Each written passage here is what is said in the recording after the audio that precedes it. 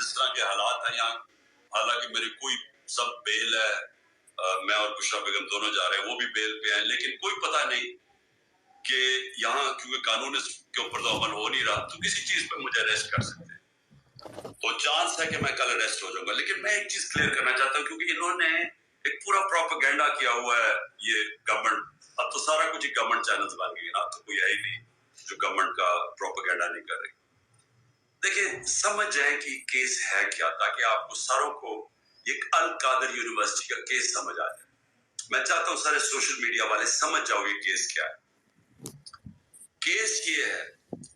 کہ میں نے فیصلہ کیا تھا کہ میں سیرت النبی کے اوپر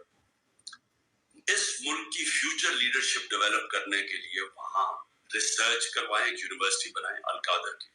ساتھ اس میں ماڈرن ٹیکنالوجیز، اس میں آرٹیفیشل انٹیلیجنس وغیرہ وہ بھی ہم پڑھائیں۔ لیکن اس کا مقصد یہ تھا، کیونکہ وہ دنیا کی تاریخ کے سب سے بڑے لیڈر تھے،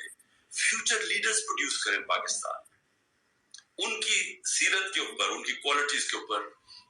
کہ کبھی ہم نے اس کے اوپر کوشش نہیں کی اپنے لوگوں کو، ہم دینی باتیں کرتے رہتے ہیں، ان کی دینی سائڈ، لیکن ان کی زندگی، ان کی جو سنت ہے اس کو عمل میں لانے کی کوشش نہیں کرتے۔ تو یہ مقصد تھا اس یونیورسٹی کا۔ اس کے لیے ملک ریاض نے کہا میں اسپانسر کرتا ہوں اس کو۔ یہ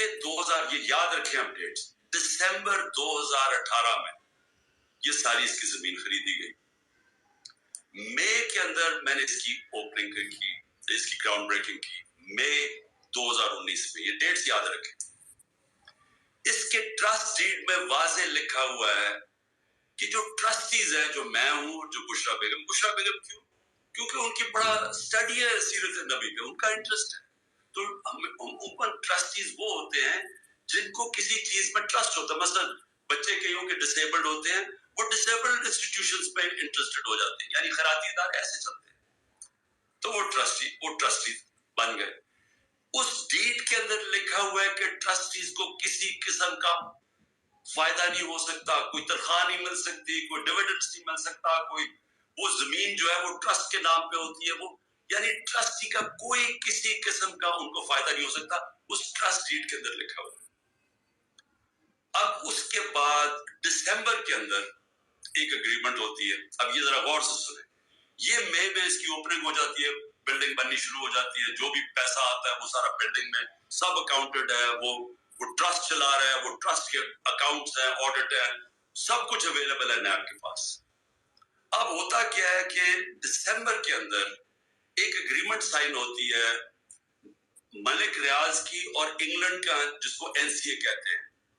ان کا ایک ادارہ ہوتا ہے انگلینڈ کے اندر، اس کے بیچ میں اگریمنٹ سائن ہوتی ہے۔ انہوں نے ملک ریاض کے اکاؤنٹس فریز کیے ہوتے ہیں کہ سسپیکٹڈ ٹرانزیکشن ہے، یعنی ہم سسپیشس ٹرانزیکشن،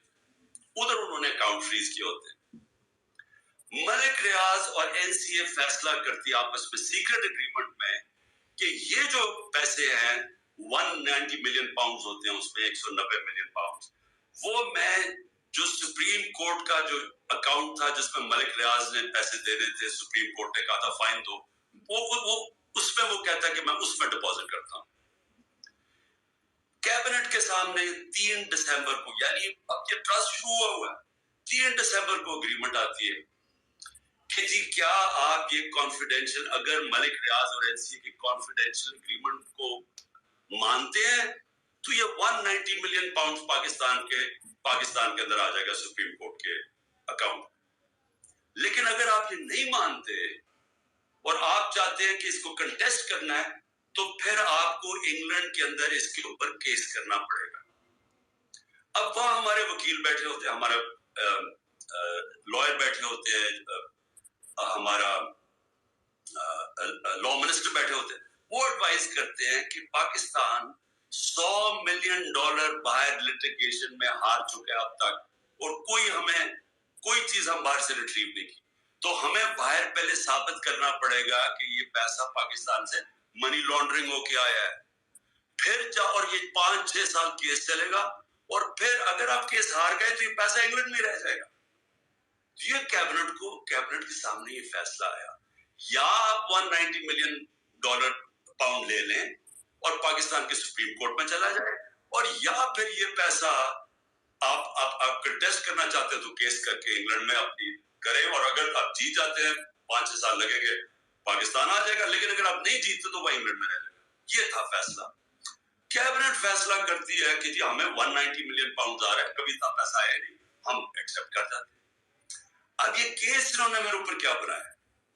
کہ جناب میں نے وہ جو میں, حالانکہ مجھے ذاتی طور پہ فائدہ ہوا ہے, مجھے ذاتی طور پہ کیسے فائدہ ہوا,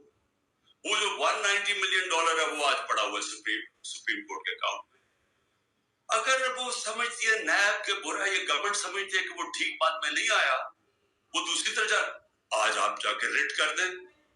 آپ نیب ریٹ کر دیں سپریم کورٹ میں کہ یہ پیسہ دوسری بات میں لے آئے, وہ پیسہ تو پاکستان آ گیا نا.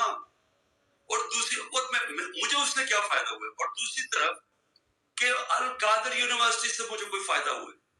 القادر کے سارے اکاؤنٹس آپ کے پاس پڑے ہیں,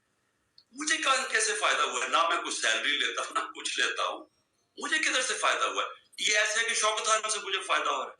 یا میں نمل یونیورسٹی سے فائدہ ہو رہا ہے. میں ٹرسٹی ہوں, ٹرسٹی نہ کوئی سیلری ڈرا کرتا ہے, نہ اس کا مداخلت ہوتی ہے, وہ ایگزیکٹو بورڈ چلاتا ہے. یہ ہے کیس جس میں مجھے انہوں نے وہاں سے اغوا کر کے رینجر سے پکڑ کے اٹھا کے لے گئے تھے. یہ ہے وہ کیس کہ نہ مجھے کوئی فائدہ ہے, نہ کوئی ذاتی فائدہ ہے, نہ وہ ثابت کر رہے ہیں,